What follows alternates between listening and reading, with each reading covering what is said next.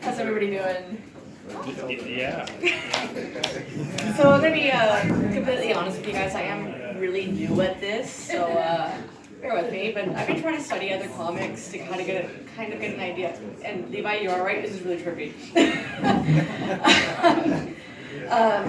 I've been trying to study other comics and try to get a feel for all of this. And I've noticed that there's a common theme of sex. Sorry. Notice that there's a common theme of like sex and all that, and I'm like, all right, I can do that. Sex can be really funny. And then started thinking, and I'm like, you know what? I'm asexual. I don't give a fuck. But I am single, and it's weird being single in today's society because there's a lot of pressure out there to be in a relationship. All of my friends are married with children. My brothers are both married with children, so obviously my parents are wondering when I'm going to stop being a freeloader and move out of the house.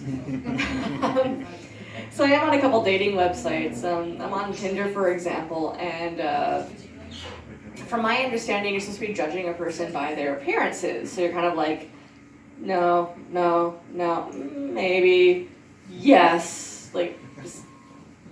But when I'm on there, I'm looking beyond the person. More specifically, I like to swim, and I do not have a pool. So I'm like, no pool, no pool,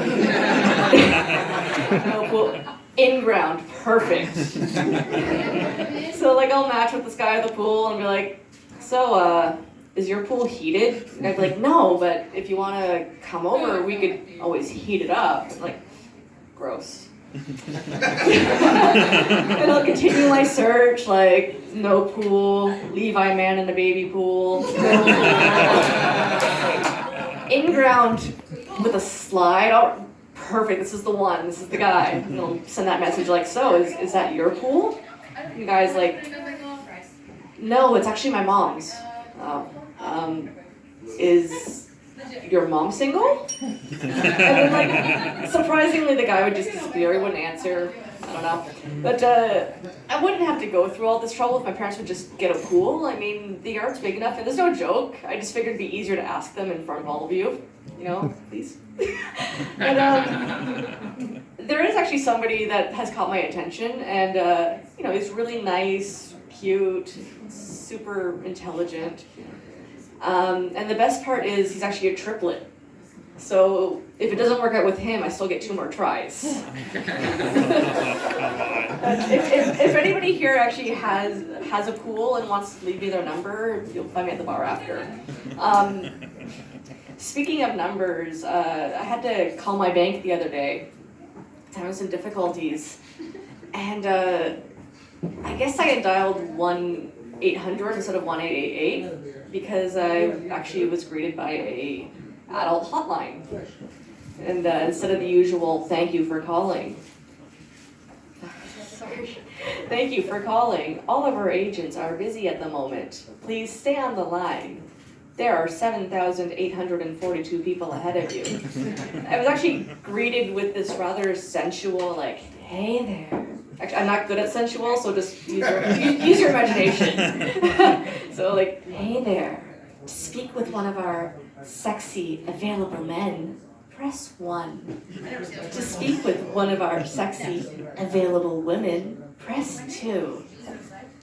And honestly, I thought about pressing 1 or 2 because unlike the bank, there was no wait. They were available. You know what? Who's to say that they wouldn't be able to help me? I mean, it's 2020. Sexy people can be intelligent, you know. So let's go with something a little darker. Let's talk a bit about fears. You know, it's quite common. Everybody's afraid of something. You could be afraid of spiders, flying, clowns, and even death. And it makes sense because spiders are poisonous, or can be. Planes can crash, and it's a well-known fact that clowns are murderous, and death is death. It's unknown, and we're always asking ourselves questions like, what happens when we die? Is there a heaven and hell? Did my alcoholic uncle make it into heaven? But whenever I'm really asking, what will I be doing when I die? And I feel it's like really important because that last moment is like the last impression you'll ever leave on this planet, and you have no way to defend yourself. So I feel like you should be asking questions like, will I die peacefully in my sleep? Or will I be in a car sitting next to the driver who's sleeping peacefully?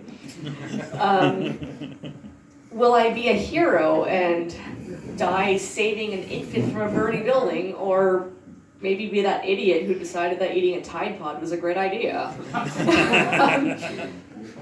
And I put a lot of thought into this, and I think I've come up with one of the worst scenarios of like a poorly timed death. And like the cause of death would be a poorly timed heart attack, and the scenario would go as such. It is a hot summer's evening, and you're just getting off of work. You just want to go home, relax, you're tired. Get home, air conditioning is broken, can't do anything about it. So you decide you're just gonna go to bed. Being alone in the house, you strip down nude, get on top of the bed sheets, and just try to doze off. Can't quite fall asleep yet, you decide, I'm gonna watch some Netflix. You reach for the remote, start flipping, and that's when it hits you, a tightness in the chest.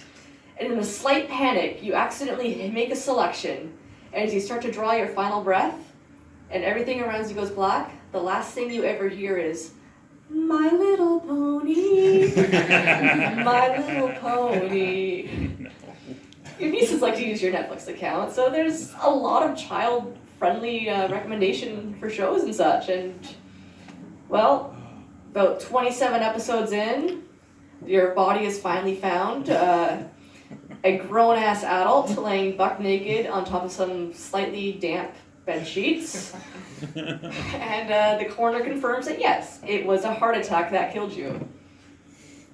In a world where bronies exist, your reputation's been destroyed. And if any of you don't know what a brony is, Google it. I dare you. And on the topic of death and all that, I've actually only lived in this area for about 4 years now. And at first I wasn't very excited about moving to the Niagara region. I'm very used to being in Toronto and all that. But then I discovered that Niagara-on-the-Lake is considered Canada's most haunted town. And you know what? I love the paranormal. I love this. So started doing some research, tried to learn everything I could. And I will say I was very disappointed when I found out that Laura Secord had nothing to do with ice cream. But I started doing these ghost tours and trying to learn everything, and I gotta push you up. sorry, doing all these ghost tours, and I kind of got a little bored. I mean, every picture I took and every picture I saw, you know, they're all wearing old-timey clothing, military uniforms. They all died in a war or a fire or out in the cold.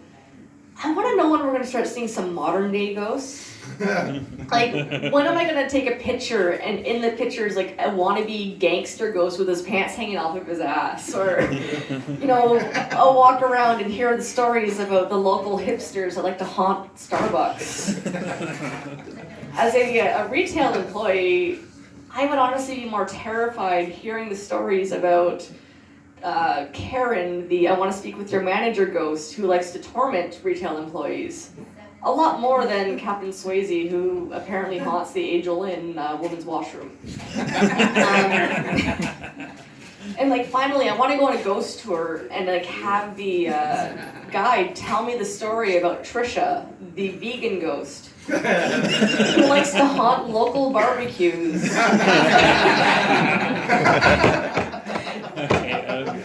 And judge everybody who eats meat. And you know what? The legend has it that Trisha can move on to the afterlife.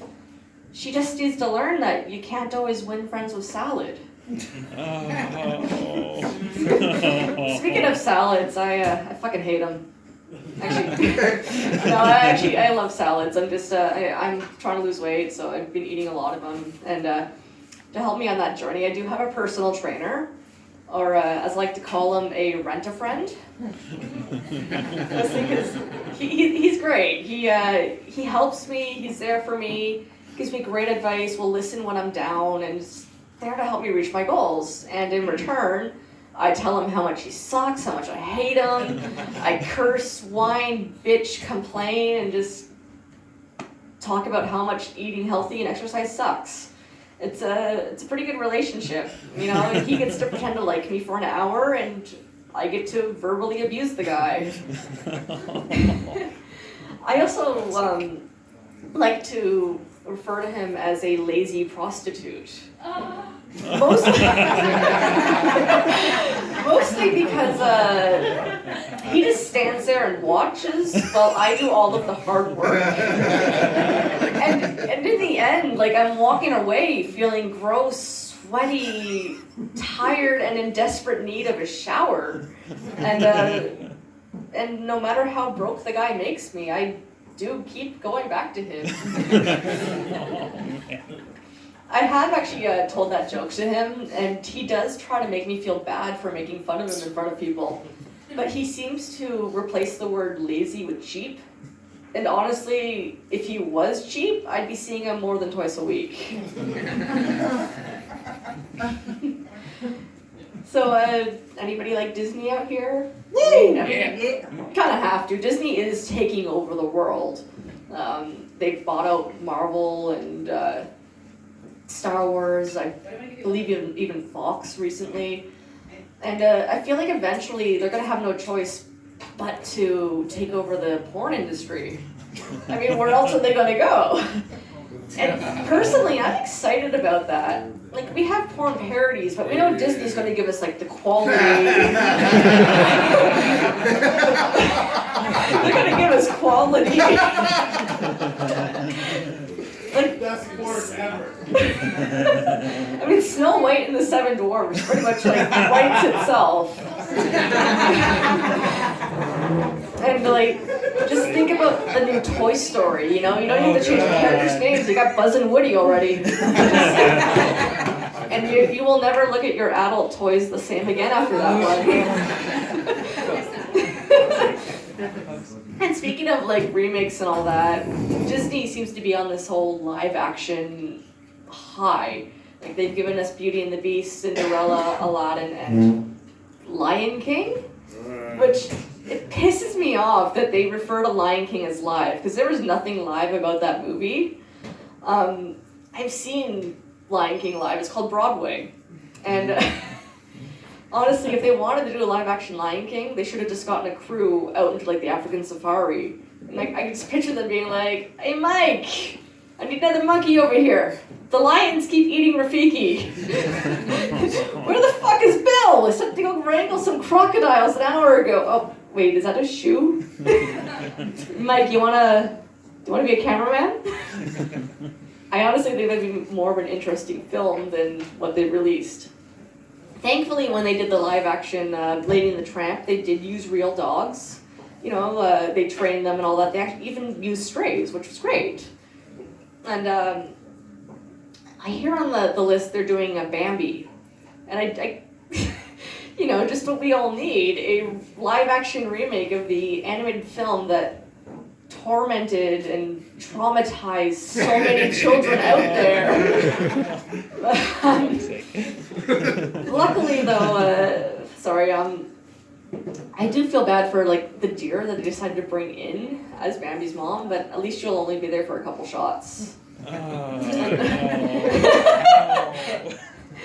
All right, I've got one last little bit. That's all right. Last thing, so I used to work at the Disney store, and we used to have a regular guy who would come in and talk about starting fights. And kind of was like, why would you talk about fighting at the most magical place on earth? But he had he was right. I mean, Disney thrives on conflict, good versus evil, Fox versus Sony, even the fans pit against each other over, like, what's amazing. When they said they were gonna buy Star Wars, people were like, yes, Disney's gonna make it amazing. Disney's like, yep, we've got a female Jedi. Like, no, women can't be Jedi. And, like, we've also got a black stormtrooper. What the fuck are you doing, Disney? You're ruining a good franchise. And then they're like, but we got the original cast. And, like, yes, all right, you know what? you might have something there. And look at this shiny new stormtrooper. Okay, you know what? Disney might be doing something right. Who's also a woman? Fuck you, Disney! And you know what? I bet if I wanted, I could probably start a fight right now with just 3 words. Greedo shot first. Oh. I'm kidding. I don't believe that. All right, let's bring back the Batman.